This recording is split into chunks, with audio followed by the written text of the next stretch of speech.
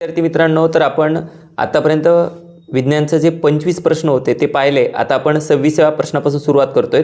तुम्हाला एक आकृती दिली होती 26व्या प्रश्नामध्ये आणि त्याच्यामध्ये तुम्हाला विचारलं होतं की जे धातूचे ठोकळे आहेत त्यांच्यामधील जे प्रयुक्त केलेला दाब आहे त्याच्यातला फरक काढायचा होता. थोडासा कठीण प्रश्न होता विद्यार्थ्यांसाठी. तर त्याचं उत्तर आहे ऑप्शन नंबर 1 980 पास्कल हे या ठिकाणी त्याचं उत्तर आहे. त्यानंतर जर आपण पाहिलं असेल प्रश्न क्रमांक 27 नियमित परावर्तनाशी संबंधित खालीलपैकी दिलेल्या विधानातून चुकीचं विधान निवडायचं होतं. तर चुकीचं विधान जे आहे ते आहे ऑप्शन नंबर बी ऑप्शन जे आहे. तर ऑप्शन बी म्हणजेच 2 नंबरला येतं की पृष्ठभागावर काढलेल्या स्तंभिका समांतर असतात हे या ठिकाणी त्याचे चुकीचं विधान होतं आणि म्हणून त्याचं उत्तर येतं ऑप्शन नंबर 2 बी.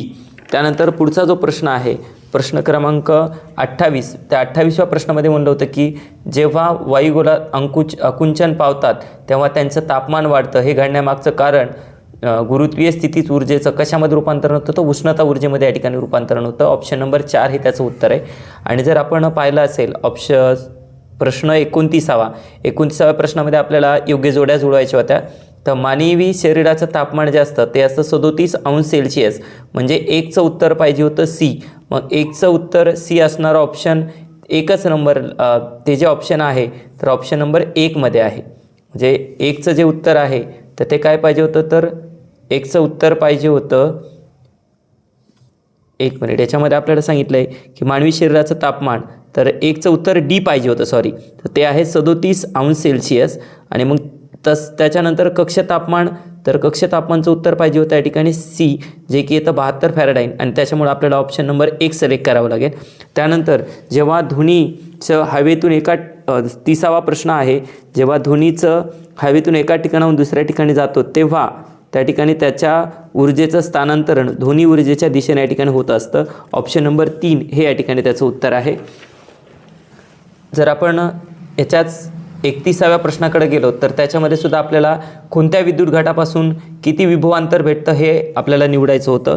तर कोरडा विद्युत घट जे आहे ते कोरड्या विद्युत घटापासून आपल्याला मिळणारं जे विभवांतर आहे ते असतं 1.2 व्होल्ट. लेड ॲसिड विद्युत घटापासून मिळणारं जे विभवांतर असतं ते 2 व्होल्ट असतं आणि त्यामुळं आपलं ऑप्शन नंबर 2 हे या ठिकाणी त्याचं उत्तर असेल. त्याचबरोबर जर आपण पुढचा प्रश्न घेतला 32वा तर आपल्याला काय सांगितलं होतं ए आणि बी त्या 2 पदार्थाच्या हे दिलं होतं आपल्याला विशिष्ट उष्माधारकता. एकाचा एचा आहे सी आणि बीचा आहे 3C आणि त्या दोघांना जी पुरवलेली जी उष्णता आहे ती सारखीच आहे आणि एकाचं वस्तुमान दिलं आहे 3x आणि एकाचं दिलं आहे 7x. म्हणजे एचं 3x दिलं आहे आणि बीचं 7x दिलं आहे. तर विद्यार्थी मित्रांनो याचं सोल्युशन मी तुम्हाला नंतर देणार आहे. तर त्याच्यासाठी फॉर्म्युला वापरायचा होता पुरवल्या गेलेली उष्णता Q बरोबर आहे m गुणिले C गुणिले डेल्टा T. म्हणून त्या ठिकाणी इथं तापमानातला फरक काढायचा होता. तर म्हणजे पहिल्यासाठी येणार m1 गुणिले C1 गुणिले delta T1 is equal to m2 into C2 into delta T2. याच्यानुसार जर आपण सॉल्व केलं तर त्याचं उत्तर येईल ऑप्शन नंबर 1 7 जसं 1. आता त्याचं उत्तर कसं येतं मी तुम्हाला नंतर एक्सप्लेन करणार आहे. तसंच या प्रश्नाचं सुद्धा हा थोडा आउट ऑफ सिलेबसमधला प्रश्न आला होता प्रश्न क्रमांक 33 आणि त्याचं उत्तर आहे ऑप्शन नंबर 2 7. हा थोडासा अभ्यासक्रमाच्या बाहेरचा म्हणता येईल कारण की विद्यार्थ्यांना अशा प्रकारचे प्रश्न पाठ्यपुस्तकात सुद्धा दिलेले नाहीत. तरी पण सुद्धा त्याचं उत्तर कसं येतं मी तुम्हाला दुसऱ्या व्हिडिओमध्ये निश्चितच एक्सप्लेन करणार आहे. त्यानंतर आपण पुढच्या प्रश्नाकडे जातोय. तो प्रश्न होता 34वा वातावरणीय दाब. तर वातावरणीय दाब जो आहे तर त्याच्यासाठीचं उत्तर होतं हवेचं वजन भागिले भूपृष्ठाचं क्षेत्रफळ ऑप्शन नंबर 4. त्यानंतर आपल्याला सांगितलं होतं की दिलेल्या पर्यायाचा विद्युत घटनेच्या कार्याचा अचूक पर्याय निवडायचा होता. तर त्या ठिकाणी त्याचं उत्तर आहे option number 1 ACDBE. Option number 1 हे या ठिकाणी त्याचं उत्तर आहे. त्यानंतर 36 नंबरचा जो प्रश्न होता तर 36 नंबरचा जो प्रश्न आहे तो भूगोलचा सुरू होतोय. तर निश्चितच आपण त्याच्यासाठी पूर्ण भूगोलसाठी एक वेगळा व्हिडिओ घेऊयात.